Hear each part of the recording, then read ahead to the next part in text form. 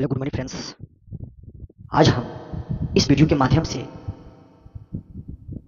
जो ग्रह है उस ग्रहों को क्या क्या कहा जाता है, उसकी दूरी कितनी है, उसका निर्माण कैसे हुआ, इसके बारे में हम लोग जानकारी हासिल करेंगे। ठीक है, तो सबसे पहले आप लोग इस वीडियो को देख रहे हैं तो प्यारा सा एक लाइक कर दीजिए। ठीक है, और प्यारा सा एक कमेंट में नाइस लिख कर कमेंट कीजिए। ठीक है, तो अब हम लोग पढ़ाई से रिलेटेड जो मुख्य तथ्य है, मुख्य बातें हैं, उसकी जानकारी देखेंगे। मतलब इस सोलर सिस्टम में, मतलब जो सौर मंडल है, यह सौर मंडल में क्या है, इसकी जानकारी कैसे मिली। अगर इसकी जानकारी लेनी है तो पिछले वाले वीडियो को आप लोग देख लीजिए, फिर उसके बाद इस वीडियो को आप लोग देखिएगा, क्योंकि पिछले वाले वीडियो में हमने पूरी तरह से सौर सिस्टम के बारे में, जो सोलर सिस्टम है मतलब सौर मंडल है, उसकी जानकारी दे चुके हैं। तो आइए इस वीडियो में हम लोग देखेंगे इसमें जो ग्रह है शुक्र, कौन सा ग्रह, शुक्र ग्रह, जिसको हम लोग वेनस बोलते हैं। मतलब यह सूर्य की दूसरी ग्रह है, नजदीक वाली, सूर्य के नजदीक की दूसरी ग्रह है। पहली ग्रह बुध है, दूसरी ग्रह शुक्र है। तो इसकी चर्चा हम लोग कर रहे हैं। ठीक है, और देखेंगे कि यह दूसरी ग्रह है तो यह क्या है। तो सबसे पहले यह जो पृथ्वी के है ना, निकटतम में स्थित है। कौन, शुक्र ग्रह पृथ्वी के निकटतम में स्थित है, मतलब पृथ्वी के बहुत नजदीक है। कौन ग्रह, शुक्र ग्रह, और शुक्र ग्रह पृथ्वी के बहुत नजदीक है। ठीक है ना, उसके बाद सबसे चमकीला एवं सबसे गर्म ग्रह है शुक्र है, जो सबसे चमकीला एवं सबसे गर्म ग्रह है। क्या है, सबसे गर्म ग्रह एवं सबसे चमकीला ग्रह। चमकीला ग्रह क्यों है, क्योंकि यह सूर्य के उगने से 2 घंटे पहले ही चमकता हुआ दिखाई देता है, इसीलिए इसको सबसे चमकीला या सबसे गर्म ग्रह कहा गया है। ठीक है, उसके बाद हम लोग कहेंगे अगला, इसे इवनिंग का तारा, इसे इवनिंग का तारा मतलब डूबता हुआ तारा। क्या इवनिंग मतलब होता है, इवनिंग मतलब होता है शाम का तारा। इवनिंग मतलब शाम का तारा, और भोर का तारा मतलब उगता हुआ तारा, इसी को कहा जाता है। मतलब मॉर्निंग का तारा एवं इवनिंग का तारा किसको कहा जाता है, तो शुक्र ग्रह को कहा जाता है। शुक्र ग्रह को इवनिंग का तारा कहा जाता है एवं भोर का भी तारा कहा जाता है। ठीक है, तो सेकेंड पॉइंट हमने देख चुका है। अब आइए थर्ड पॉइंट की बात करते हैं। थर्ड पॉइंट में कह रहा है पृथ्वी की भगिनी, भगिनी है ना, वह किस ग्रह को कहा जाता है, तो पृथ्वी की जो भगिनी है उसे शुक्र ग्रह को ही कहा जाता है। शुक्र ग्रह को पृथ्वी का क्या कहा जाता है, भगिनी कहा जाता है। क्या कहता है, भगिनी।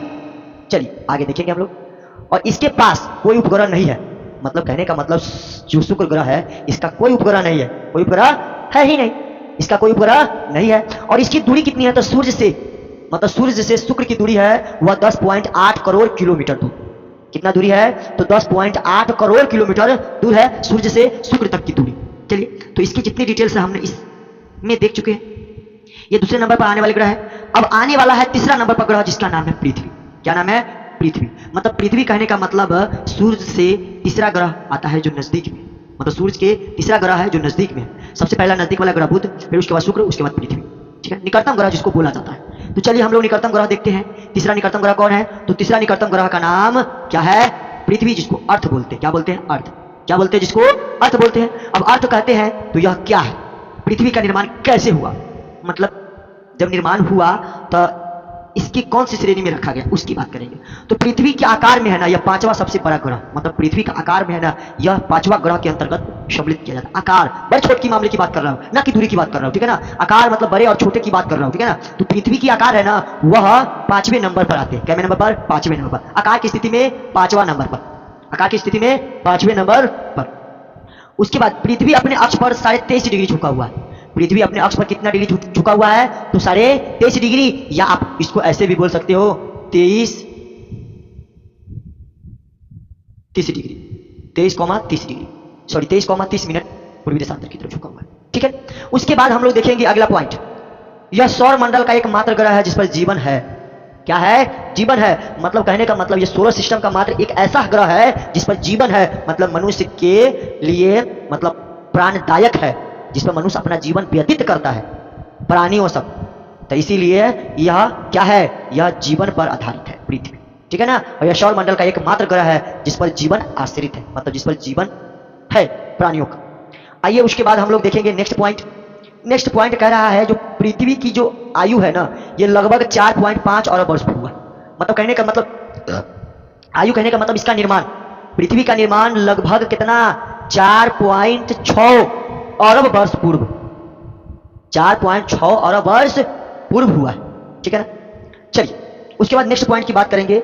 सूर्य से पृथ्वी की दूरी है ना, वह 14.96 करोड़ किलोमीटर दूर है। पूछ दिया जाएगा एसएससी के एग्जाम में, कंपटीशन के एग्जाम में, पृथ्वी से सूर्य की दूरी कितनी है, तो 14.96 करोड़ किलोमीटर दूर है। सूर्य से पृथ्वी तक की दूरी 14.96 करोड़ किलोमीटर। बहुत ही इंपोर्टेंट सवाल है जीके जीएस के लिए, क्योंकि मैं पढ़ा रहा ज्योग्राफी, और ज्योग्राफी के अध्ययन के माध्यम से मैं बता रहा हूँ, ठीक है। ज्योग्राफी के अध्ययन के माध्यम से मैं बता रहा हूँ, सूर्य से पृथ्वी तक की जो दूरी है वह 14.96 करोड़, या उसको हम लोग 149.6 मिलियन किलोमीटर भी बोल सकते हैं, ठीक है। चलिए नेक्स्ट पॉइंट की बात करेंगे हम लोग। पृथ्वी को सूर्य की एक परिक्रमा पूरा करने में 365 दिन 5 घंटा 48 मिनट और 46 सेकंड लगता है। अब कहने का मतलब है पृथ्वी है ना, वह किसको पूरा करने में, सूर्य की परिक्रमा करने में। मतलब यह जो पृथ्वी है यह सूर्य की चक्कर लगाने में, एक पूरा चक्कर लगाने में कितना समय लगता है, तो 365 दिन 5 घंटा 48 मिनट 46 सेकंड का समय लगता है। कितना, 365 दिन 5 घंटा 48 मिनट 46 सेकंड का समय लगता है इसको पूरा करने में। और जो वह फालतू का समय बचता है ना, वही 4 साल पर एक लीप ईयर आता है, जो फरवरी के महीना में 29 तारीख को होता है, ठीक है ना। वही समय, यही फालतू समय, मतलब 5 घंटा 48 मिनट और 46 सेकंड जोड़ा जाए तो, ठीक है ना, इसी अंतराल के माध्यम से बोला जाता है। चलिए आइए उसके बाद हम लोग देखेंगे जल के उपस्थिति के कारण पृथ्वी को नीला ग्रह कहा जाता है। अब देखो पृथ्वी है यह हरा भरा है, क्या है, हरा भरा है, और यहाँ जल की अधिकतम मात्रा पाया जाता है, जिसके कारण इसे नीला ग्रह कहा गया है। तो कहने का मतलब पृथ्वी में जल के उपस्थिति के कारण पृथ्वी को नीला ग्रह कहा गया है। तो बहुत ही इंपॉर्टेंट थॉट सब है, और यह बहुत ही अच्छे कंसेप्ट के साथ हमने आप लोगों को समझाने का प्रयास किया है। तो इतना ही उम्मीद है कि आप लोग इसका एक फेयर जरूर बना लीजिएगा, ताकि आने वाले कोई भी कॉम्पिटिटिव एग्जाम हो, अगर मोस्ट इंपोर्टेंट टॉपिक पूछा जाए तो यहीं से सवाल आपका उठाएगा। पूछ दिया जाएगा इवनिंग का तारा किसे कहा जाता है, भोर का तारा किसे कहा जाता है, पृथ्वी का आकार कितना, मतलब पृथ्वी का आकार है ना सबसे बड़ा पर कितना आकार में है, पृथ्वी कितना डिग्री पर झुका हुआ है, मतलब ये सारी क्वेश्चन को पूछा जा सकता है। तो आई होप, मैं आशा करता हूं कि ये सभी कॉन्सेप्ट आप लोग अच्छा तरीका से समझ गए होंगे। तो मैं इतना ही उम्मीद करता हूं कि आप लोग मेरे इस वीडियो को ज्यादा से ज्यादा प्यार देंगे और ज्यादा से ज्यादा सपोर्ट करेंगे, ठीक है। तो नेक्स्ट पार्ट में मिलेंगे। जय हिंद।